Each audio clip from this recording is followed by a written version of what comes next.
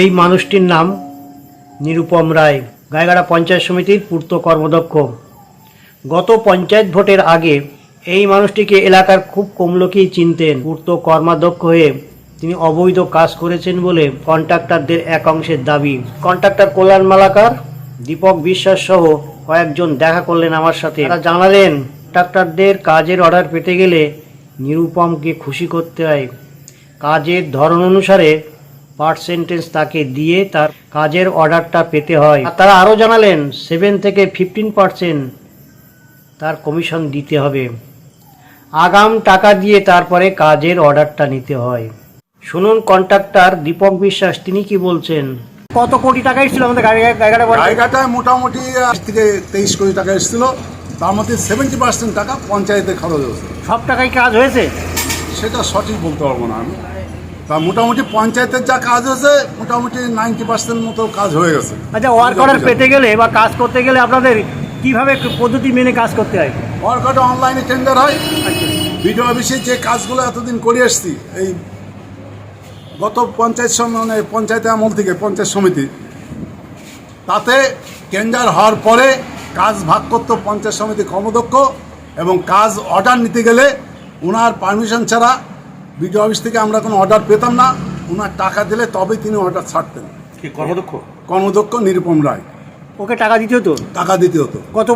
কাজের আগে টাকা দিতে হতো? কাজের আগে টাকা দিতে, ওয়ার্ক অর্ডার নিতে গেলে টাকা দিতে হতো। কত করে টাকা? ওটা টাকা হলো আপনার এক একটা কাজের এক এক রকম সিস্টেম। কিরকম উদাহরণ? টিউবওয়েল হলে 10% থেকে 15%, ড্রেন হলে 7% থেকে 10%, বিল্ডিং হলে 4% থেকে 6%।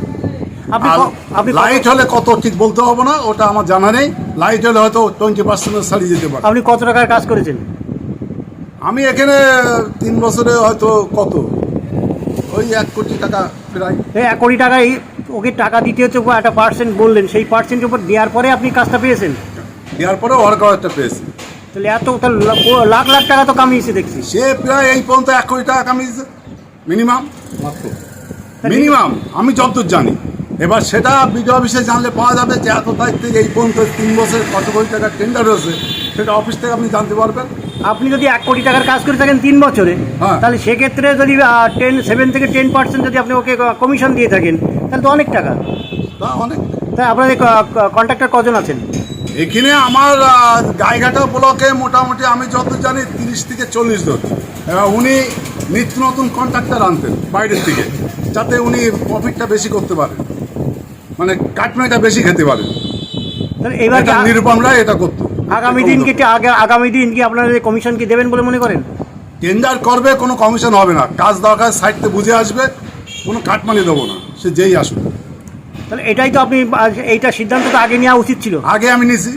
এর আগে আমি ভোটের আগে, এই বিধানসভা ভোটের আগে আমি 2টো কাজ পেয়েছিলাম অনলাইনে কম্পিটিশনে। সেই অর্ডারটা নিয়ে উত্তর কমতের সঙ্গে একটা আমার বাক্য বিনিময় হয় এই কাটমানির জন্যে। আমি দিইনি, যার ফলে আমার কাজের ডিস্টার্ব করেছে।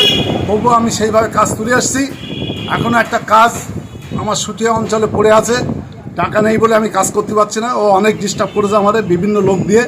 ডাইরেক্ট আমার কিছু বলিনি, কারণ ওর সঙ্গে আমার বনিবনা নেই বলে আমার ডাইরেক্ট বলিনি। এই কাজ পেতে গেলে কি আপনার ভিডিও নীলাদ্রি সরকার কোনো কি সমস্যা ফেলেছিলেন? না, উনি ফেলেননি। উনি ভালো কাজ করে গেছেন। ভালো কাজ করে গেছেন।